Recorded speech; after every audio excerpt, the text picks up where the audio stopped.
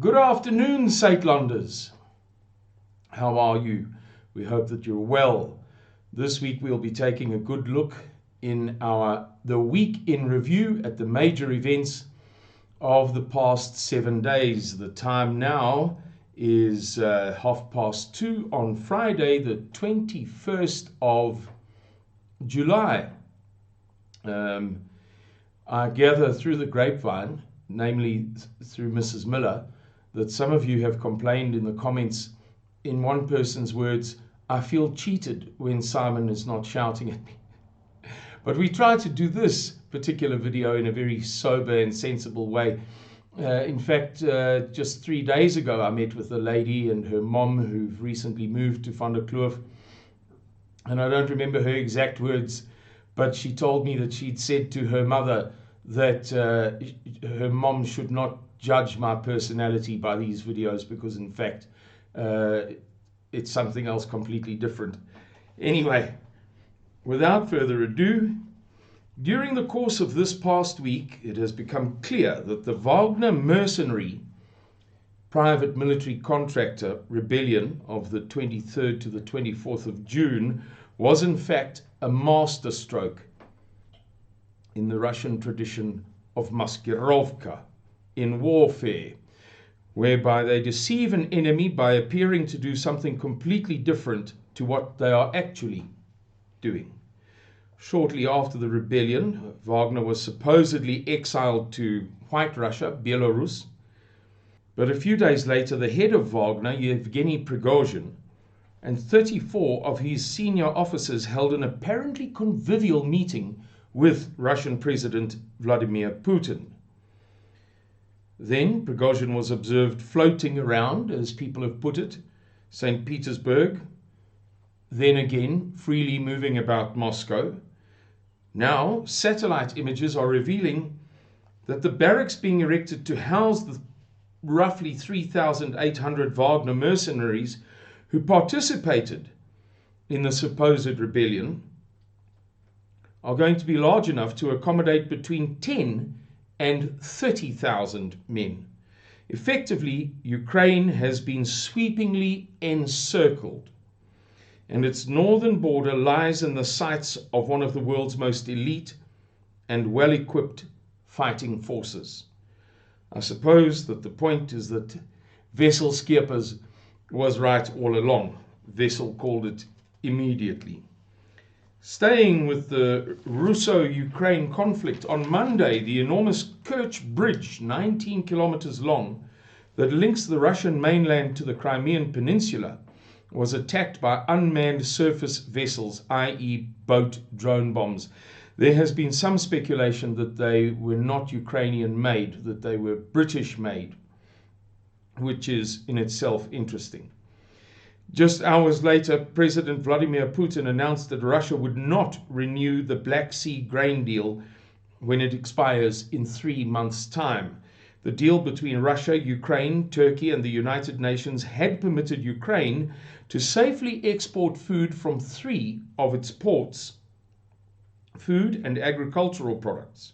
Although it should be noted that Ukraine had abused the deal to import arms, and that the quid pro quo, i.e.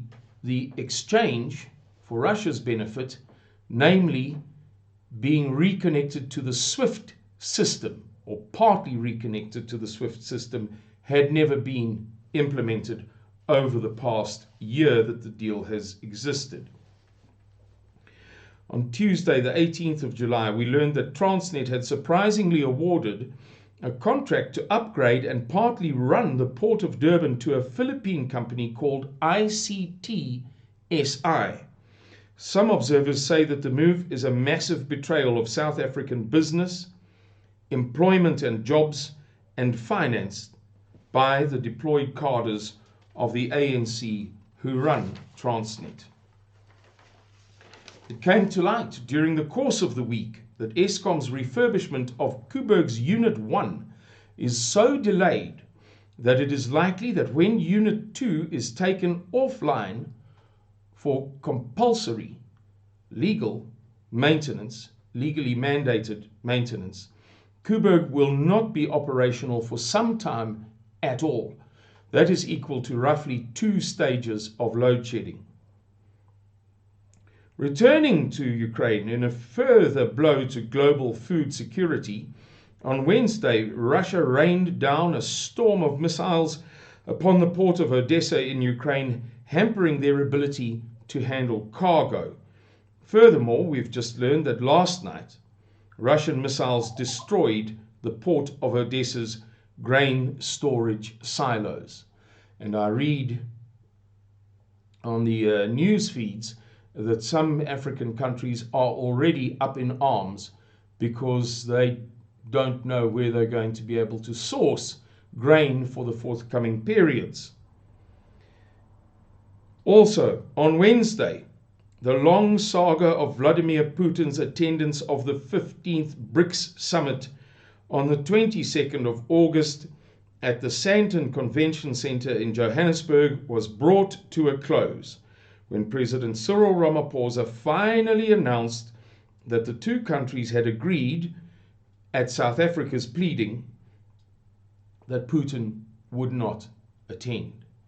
For those of you who've missed out on the story, the long and the short of it is that a University of Michigan, I believe, in the USA, a group of sociology and anthropology students did research from the USA, not in the Ukraine or Donbass or Russia, into child trafficking in the region.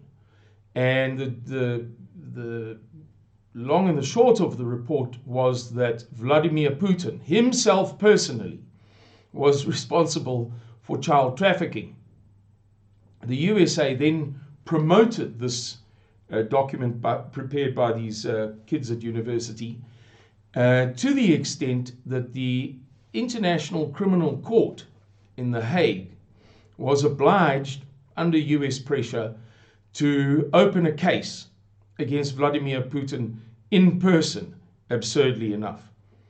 Because South Africa is a signatory to I think it's called the Rome Statutes, or Rome Treaty, which handles these sorts of affairs under international law, South Africa is obliged to arrest anybody who is wanted by the ICC in The Hague in Holland. And South Africa was under great pressure to arrest Vladimir Putin when he arrived here for the conference. Vladimir Putin, it turns out, was absolutely adamant that he would attend the conference, but South Africa was placed in an impossible position and finally managed to persuade him not to come. But not before Russia told South Africa in no uncertain terms, if you arrest the president of the Russian Federation, it will be tantamount to a declaration of war, and you may regard the two countries as being at war. In any case, the matter appears now to be settled, and Vladimir Putin will be represented very adequately by Sergei Lavrov, who is almost certainly the number one Minister of Foreign Affairs, as it were, in the world today, and perhaps for some decades. Again, on Wednesday, an explosion, apparently, of a subterranean gas line tore Bree Street in Johannesburg, roadway to pieces. We've all seen the videos on social media, dumping taxis on their sides, killing one person and injuring 48. Whether it was caused by illegal mining beneath the city or by a gas line fault, it appears to be yet another damning indictment of the African National Congress's ability to govern. I read a few minutes ago that the city of Johannesburg's staff is over 40,000 people. But the engineering department has been thoroughly gutted by BEE, and this, by the way, was not written by a white journalist, and by the promotion of deployed cadres of the ANC, to the extent that almost no engineering maintenance is getting done. Yesterday, ANC veteran Matthews Pauser shockingly declared that SA's leaders are stealing like hell from taxpayers and that South Africa is led by a bunch of thieves. Now, I must tell you, and doubtless you know it for yourselves, it's very, very uncommon for an ANC veteran, somebody who has depended upon the ANC for their bread for many decades, to betray the ANC so bluntly. But can anybody disagree? And thank goodness it's an ANC insider that has found the courage to say something that very few other people are willing to say. It looks, ladies and gentlemen, as if we are beyond the tipping point. It looks as if nothing at all, not the DA, not the Good Party, not the, what is it called, Boza, Musi Maimani's new party, that nothing is going to be able to fix South Africa anytime soon. And in light of the many terrifying events taking place in the world today, whether you are an apostle of sorts of Sina van Rensburg or not, whether you are a Suidlander or not, now is the time in South Africa when all of us have to learn to think about doing more to cope with a more difficult circumstance. Whether it be taking a loan for solar, heaven forbid, more debt, whether it be putting in your own water